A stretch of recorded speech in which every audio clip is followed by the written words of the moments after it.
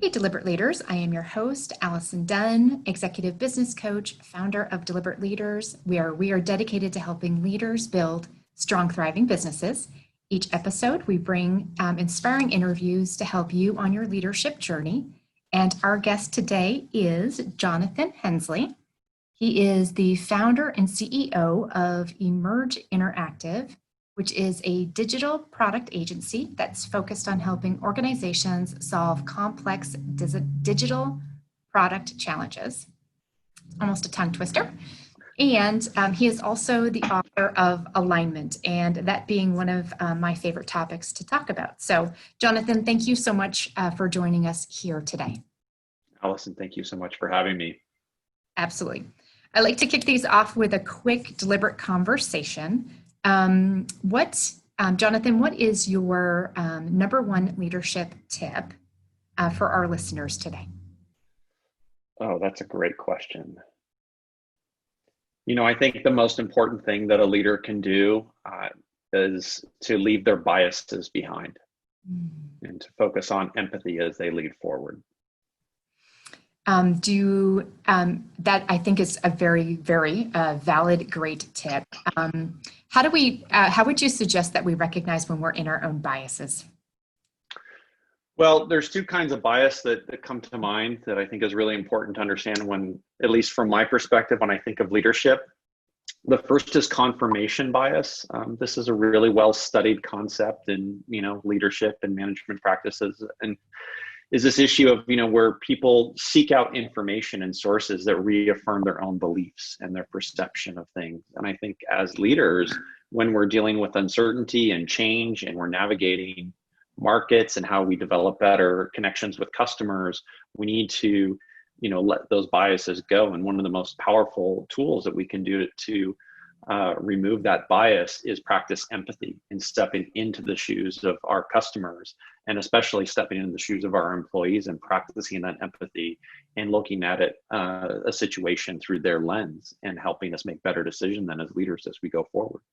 Yeah, good. Thank you. Thank you very much. That's a great tip. So I would love for you to kind of share a high level of what it is that you get to do on a daily basis at Emerge Interactive. Sure. So I'm really fortunate. I have been a total nerd for my entire life. And so I happen to also be able to build a company that focuses on those passions, which for me has really always been around how do, what's the intersection of how people use technology to better their lives and how they work.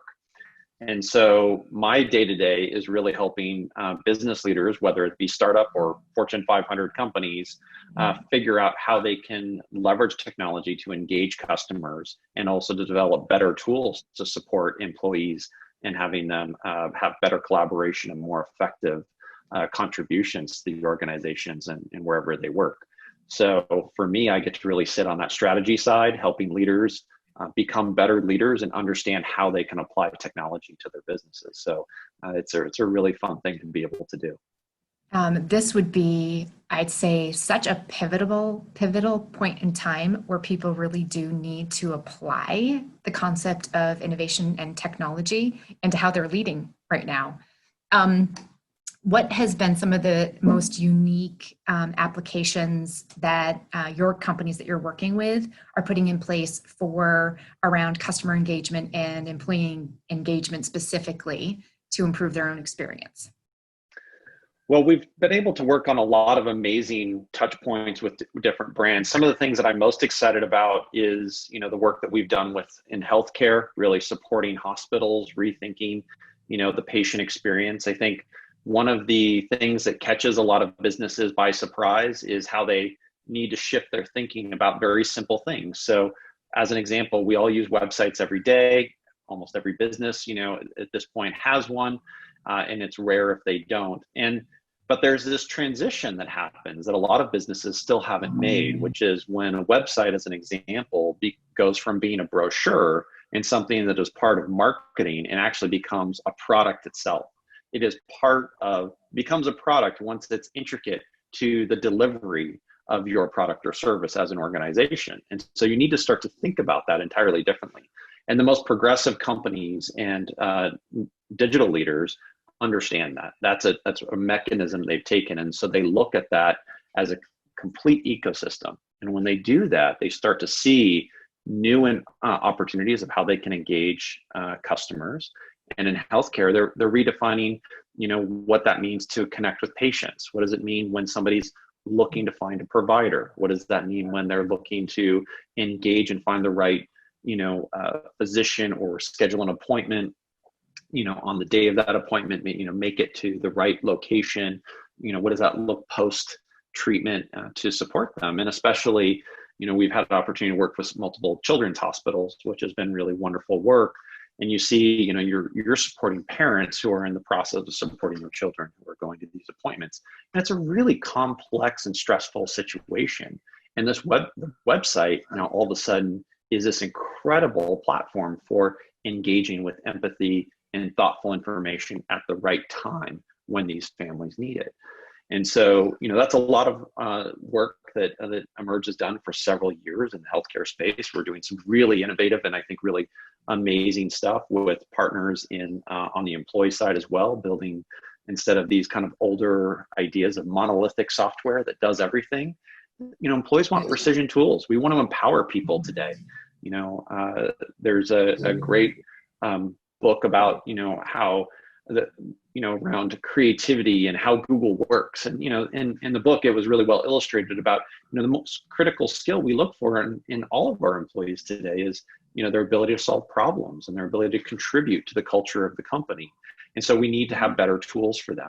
They need to have a better experience so can retain that incredible talent and life experience that they bring into these, jobs and to really unlock their potential. And so building tools like that can support that and make just sometimes even the mundane really simple. We've done some really cool mobile products where you can navigate large corporate campuses or move through, facilities. And what does that mean, to transforming operations, to improving the employee experience, and, literally putting the information they need in the palm of their hands at any given time. And so that's just a very quick snapshot of some of the work that we're doing at Emerge right now that has been really wonderful and very exciting to be doing. I can absolutely see, based on what you just shared, like how to implement something like that inside of a healthcare system. But I'm thinking every company that I work with has a website, right?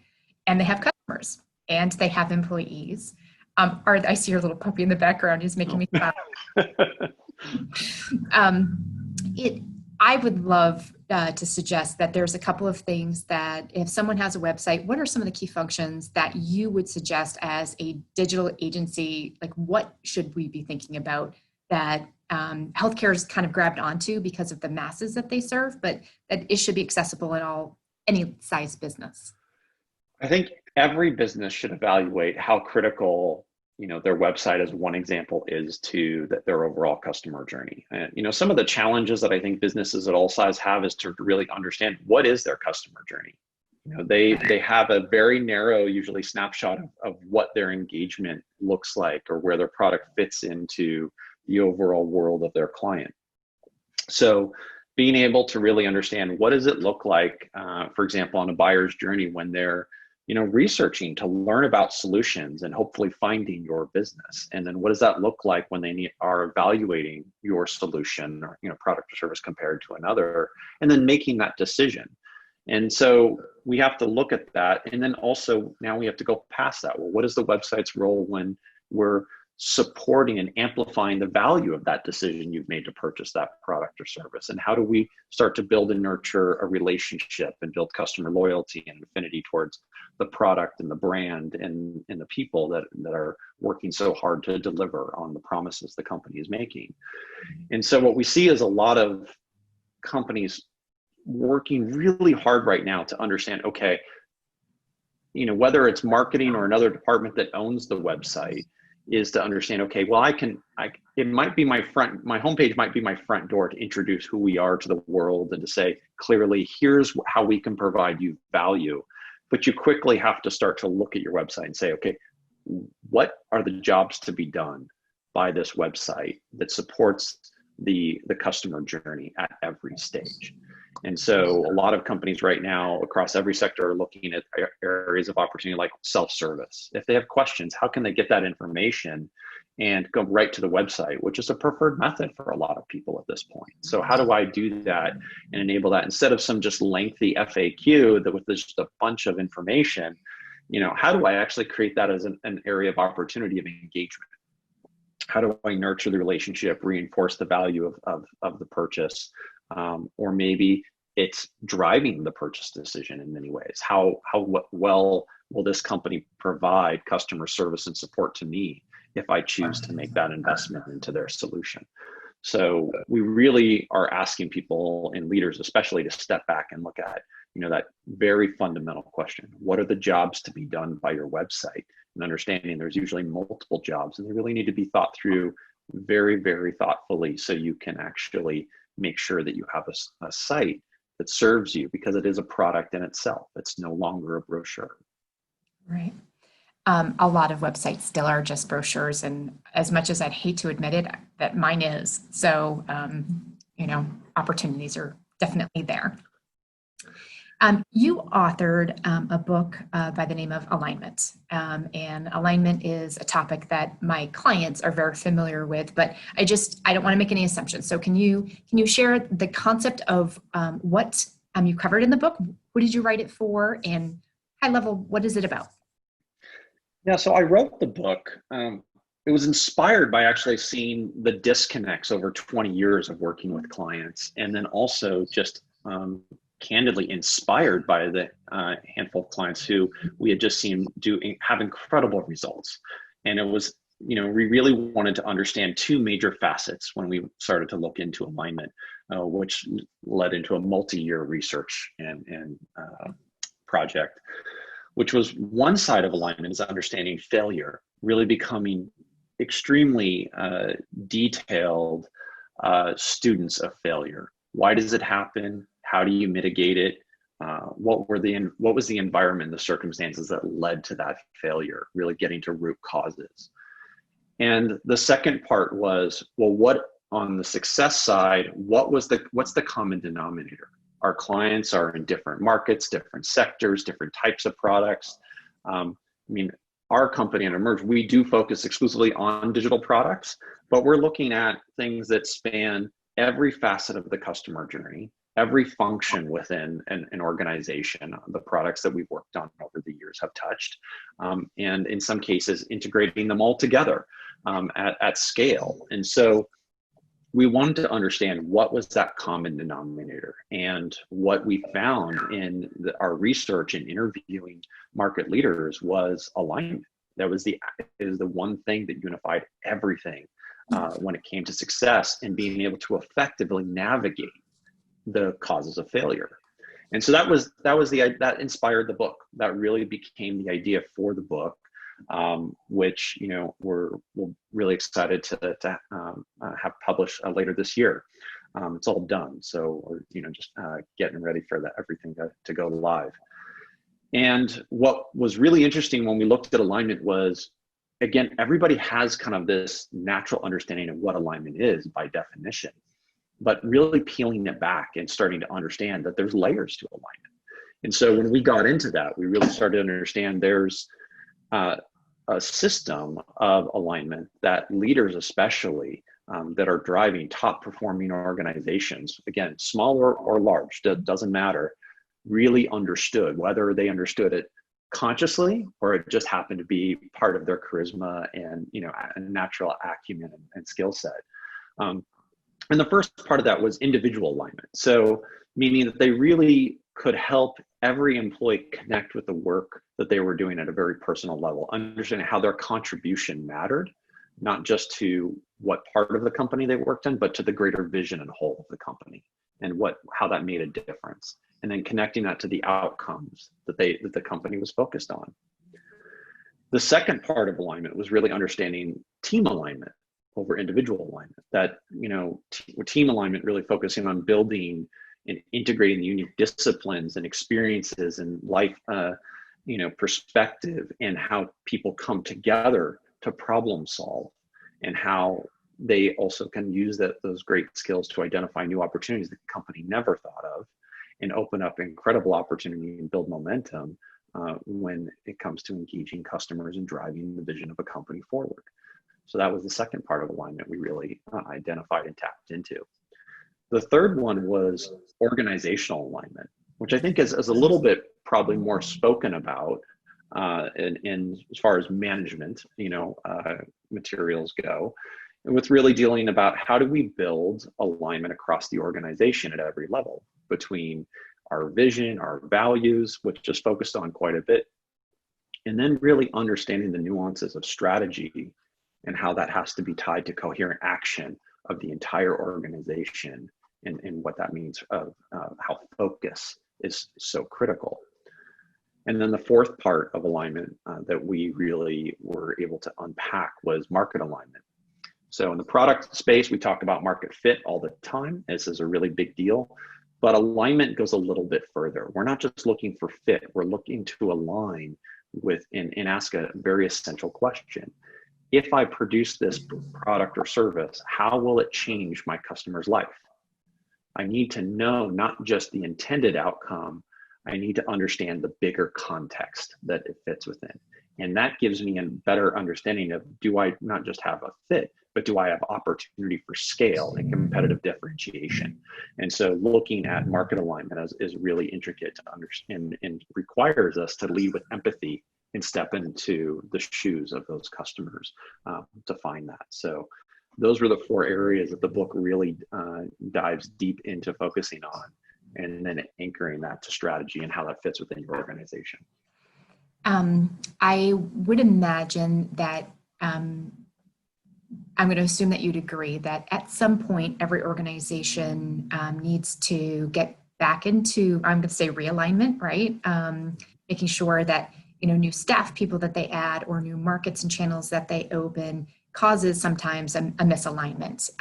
So how what is the process that you use to help your clients achieve kind of that true alignment where the mission, the vision, and the work that you're doing is in alignment with who's doing it for you and who you're doing it for?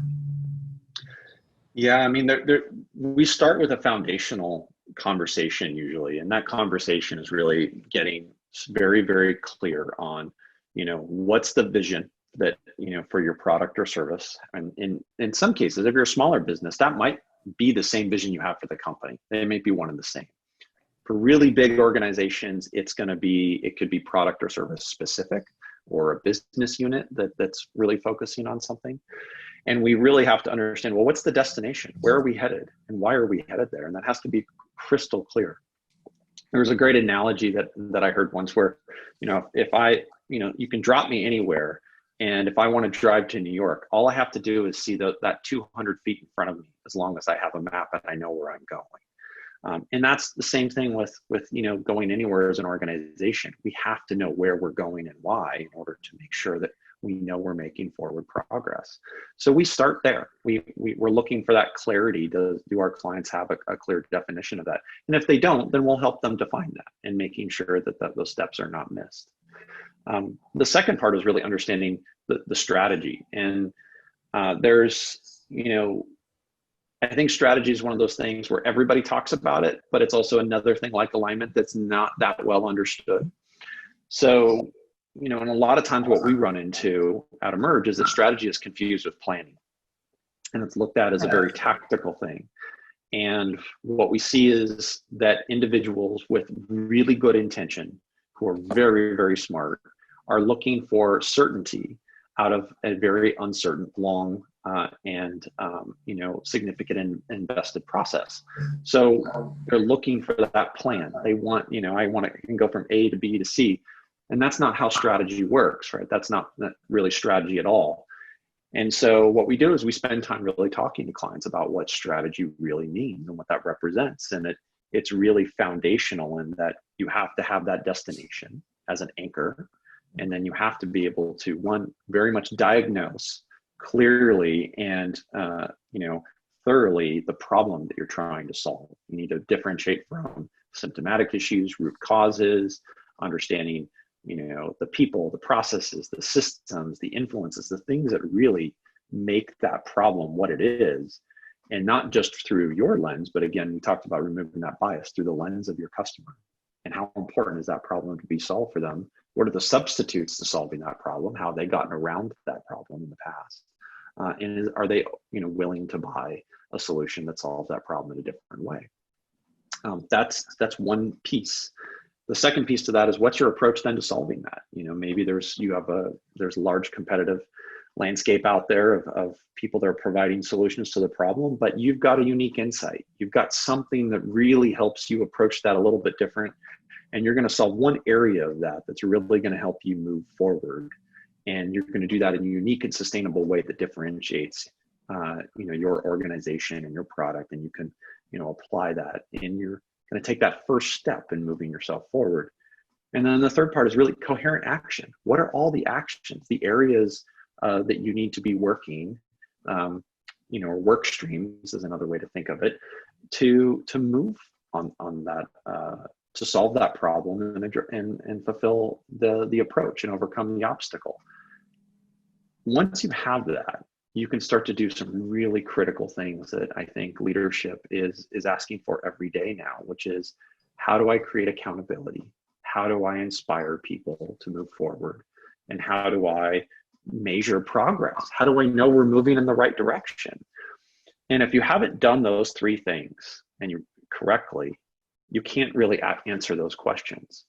And so by doing those things, we can say, here's our current state. Here's where we like to be, let's say a year from now or 3 years from now. But the first step to that looks like this.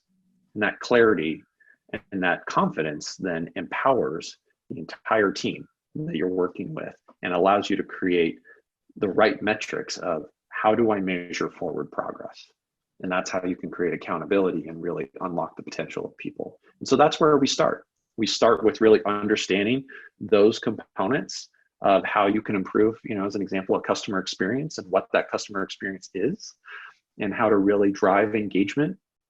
And what we're focused on at Emerge is, we're not as concerned as much on the transaction. We're really focused on value creation.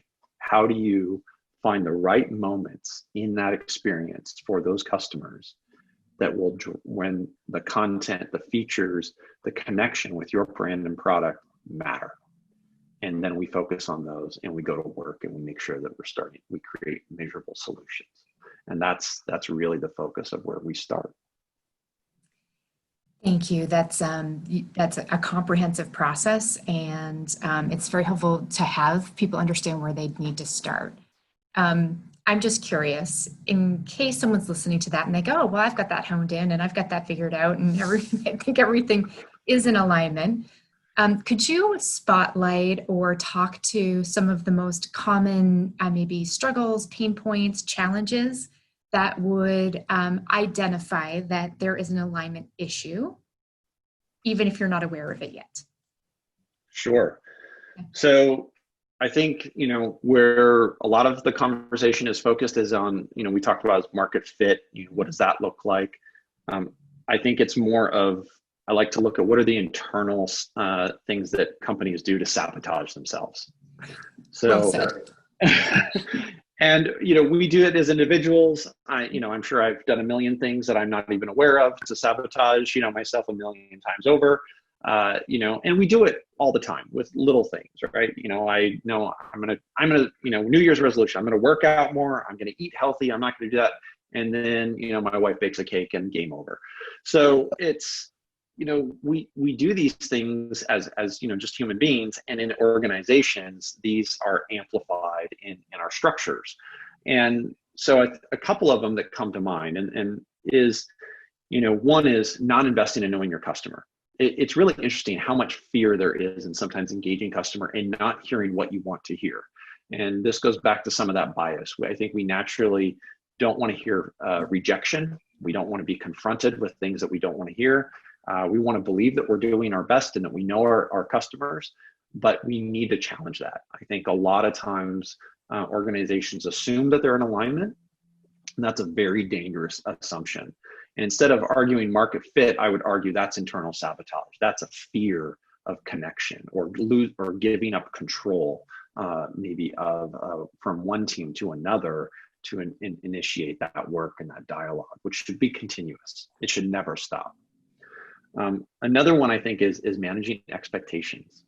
So one of the things that we see a lot is optimism being confused for expectations. So you see this very interesting dynamic of people are really excited and they're really gung ho and they have a new idea, a new initiative, and they haven't grounded it yet to expectations. So the optimism becomes the expectations of stakeholders or customers. And then when it's like, well, that was just that was an idea, that wasn't a promise. So that optimism is taken as that promise and then expectations fall flat.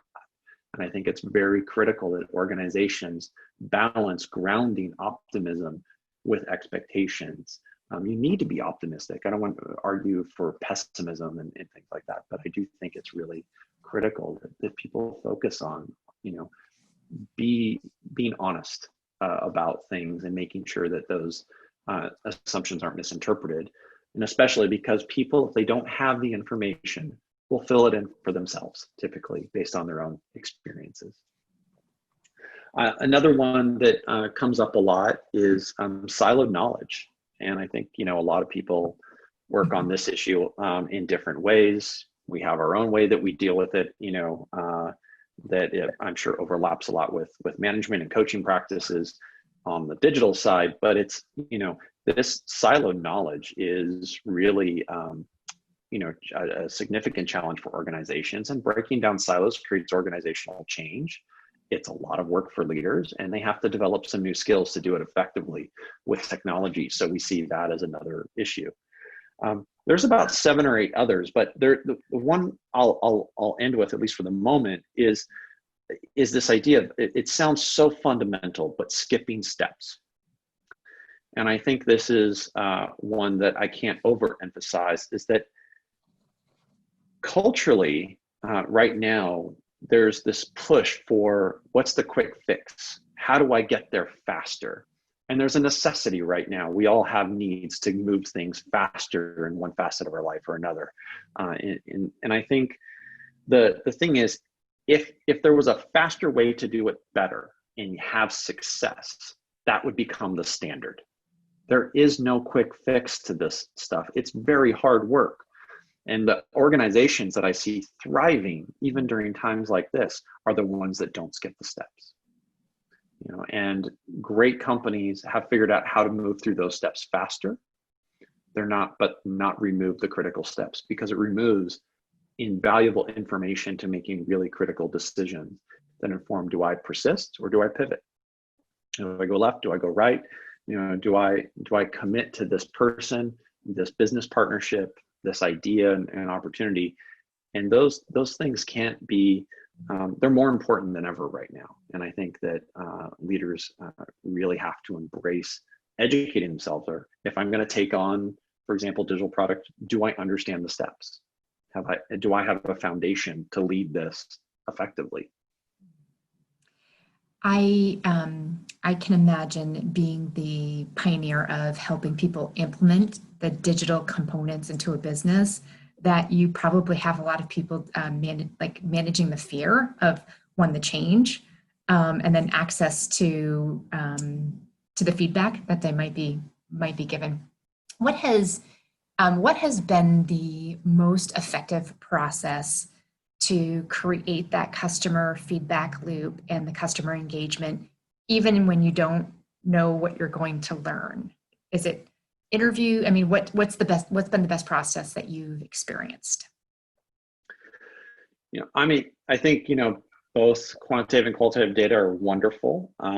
What I'm mostly interested in, and from my side, where I sit more on the strategic and working with leaders, is I want to understand people's behavior. Okay. So analytics is really wonderful, and there's amazing tools out there, and they tell us what people do, but they don't tell us why people do it. Right. And so I think interviewing and really just talking to people, and again, connecting as people, becomes critical, because we need to understand why. And so there's the question is, do you have enough of a connection? Are you talking to people who are willing to tell you hard truths? And sometimes we need to think about, are we the right people to have those conversations? Do we need to have somebody else that can come in and help facilitate to create kind of a neutral, safe space for everybody? Or can we reframe our questions? Advice I got from one of my mentors is, if you lose a deal, never ask what you could have done better. Ask what they loved about the person who won the deal, and I thought that was, fantastic. And I asked why. He said, it's basic psychology. And people are so much more willing to give. No one wants to hurt anybody's feelings intentionally. No one wants to put down somebody, but that's information that's actually constructive. You can do something with that because now you're getting a competitive insight and you can do something. And I think when you think about engaging with customers, you need to think about what's the space of the conversation so that you can set it up for success to get the insights that will help you as you go forward. I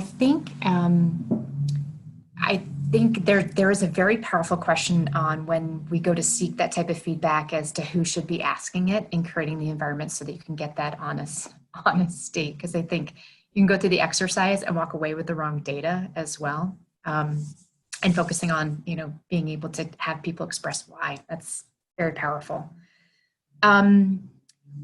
Have you encountered, as you're trying to implement creative, digital, innovative solutions, that you have conflict between the priorities of the business units and the priorities of the team? And how do you make those work together?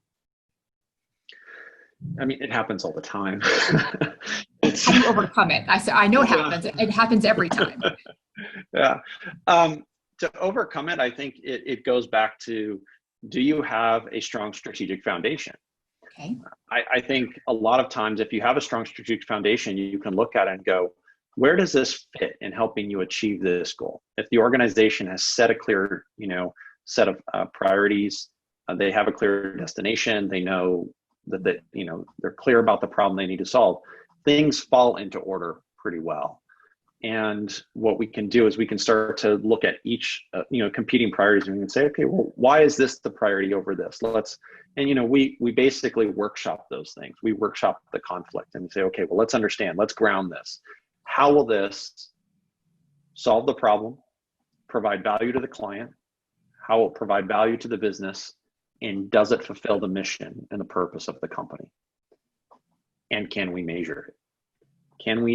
And we start to have conversations in each of those dimensions, and we start to reconcile that. And then usually what happens pretty quickly is that you start to see where one initiative or competing priority starts to fall backwards. And you realize we've got too many things, or this priority is actually dependent on that other thing we said we wanted to back burner. Now we're going to have to flip them around because we really can't do that successfully unless we have this in place. And it's usually just working with clients to understand that and work through that process. We find ourselves to be more facilitators in that discussion to reset those priorities. When there's too many priorities, they're competing, and we recognize conflict and we're not able to have that reconciliation, usually it's a sign that there's either a breakdown in the overall strategy, or maybe there may be a bad strategy, or maybe no strategy in place that's anchoring decision making. Or what can sometimes happen is that there is things that we actually are not able to affect change on, but we can recognize, and in some cases in our place to have the appropriate conversation about, which is your culture ready for this change? Why is there such a resistance or fight related to these priorities? And so we've seen in organizations of all sizes kind of fiefdoms develop, and it's ego gets in the way. And so that's the most common challenge I see. Yeah. And so, you probably can speak to this as well, if not better than I can, because that's not a place that we're, ever brought in to facilitate, but we can certainly recognize it. And I can certainly tell you, in researching the book, some of the best leaders I've ever met, that I feel very fortunate to have had the time to get to know through the process of the book, that they all get it. Ego has to be checked at the door, and they really understand that is, going to lead a company to failure, especially when you grow beyond the founder mentality. Usually if a founder is very charismatic and big personality, and they carry the vision and everything that they embody it in every essence a lot of times as an entrepreneur. But as you start to build a team and you start to see issues develop, usually there's a fragmentation that's starting to happen, and you can't carry that founder energy forward if ego's in the way, and empower people for very long. Just to add to that a little bit, and maybe there's a solution we can come up with right now and just sell this as a solution. But what I have found is I work with a lot of very focused, people first organizations. So not necessarily founder mentality ego, but I'm talking about that, they've created these ownership cultures, and there's an ego that goes with that ownership. So, regardless of whether they're the founder, they still own their department, their team, their silo, their service, their area of expertise. And then to make change in a group that has that strong dynamic can be very challenging. I don't know if there's a simple solution on saying everyone check it. If there is, I would love for you to teach me how to do it. But one thing comes to mind, and it's really interesting, is this idea of servant leadership. That was a theme that came up a lot as I was researching the book, is this idea of servant leadership and what it means to, and I think that's, it's one way to start to separate ego from the idea of leadership. And there's this weird duality. I mean, I've dealt with it myself, being a CEO of a company, is, you value your leadership at a level where it's, I'm a leader because I can, make hopefully really great decisions quickly with not always all the information that's necessary. I can support the people around me and move things forward, and so that is easy to get caught up in that, I think, and not step back and realize that, if you're in servant leadership, my job is not to have people follow what I'm doing. My job is to empower them to do their work and find alignment in everything that they're doing. And I've heard a lot, it seems to be getting more popular, but this idea of, I don't need mentors at work, I need coaches. I need people who will coach me through this process, or to become, a better manager, a better leader. And I think, that definitely, it rings true for me. I could see the value of that, and I can see where some, people in my life have been more coaches and have helped me probably avoid some pretty big mistakes. Yeah.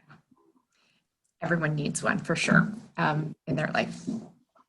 Thank you. I'm just curious, what do leaders need to know today in order to be innovating the digital components into their business and into their services? So if someone hasn't been thinking about this at all, what should they be thinking about?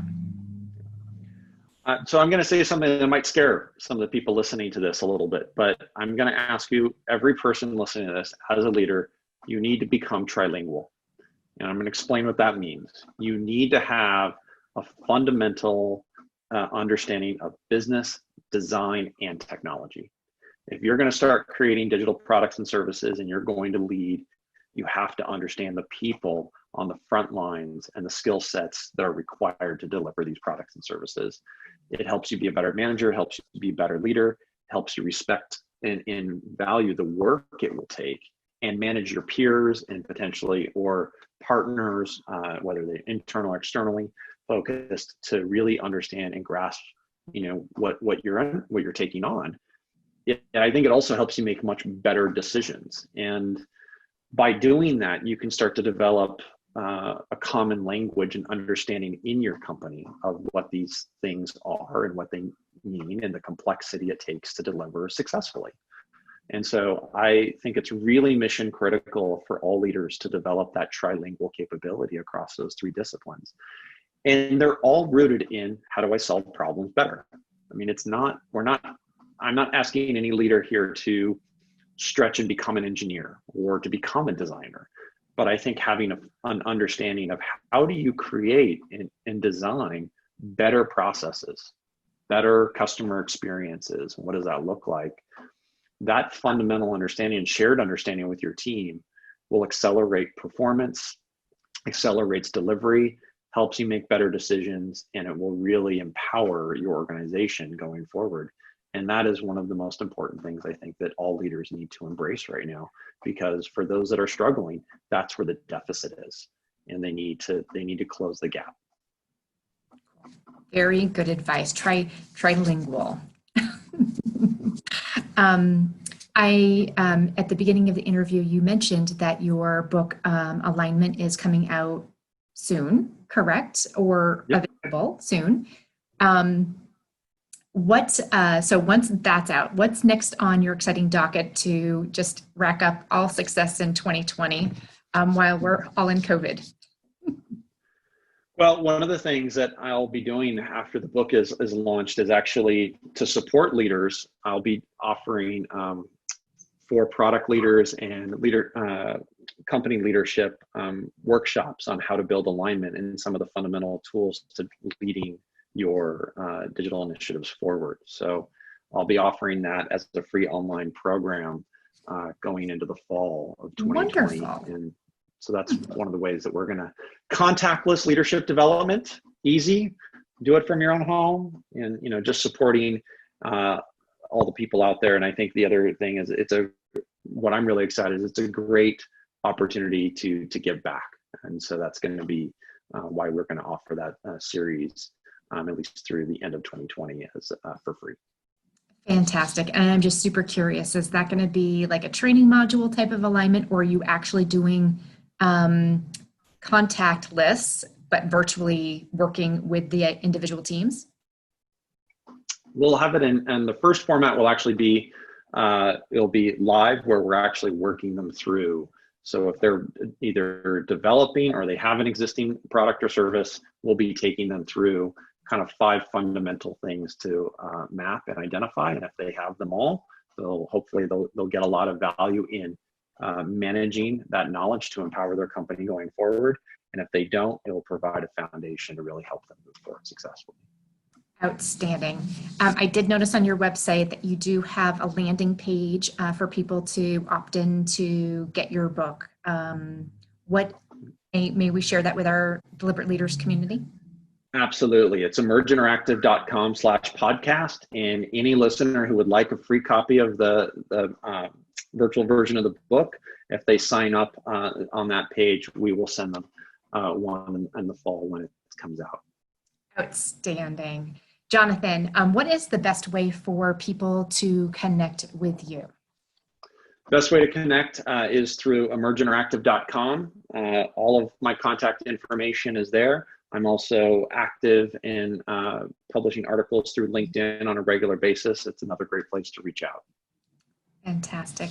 Jonathon, thank you so much. I'm excited for the opportunity to take a peek at what you're doing with your workshops. I think that is a great give back, and to help people kind of pull together, elevating their service experience to their internal people as well as to their customers in a new way. So that's outstanding. Thank you. I appreciate your time and everything that you do. Yeah, thank you so much. I really appreciate you having me. It was a wonderful conversation. Awesome. Thank you. Take care.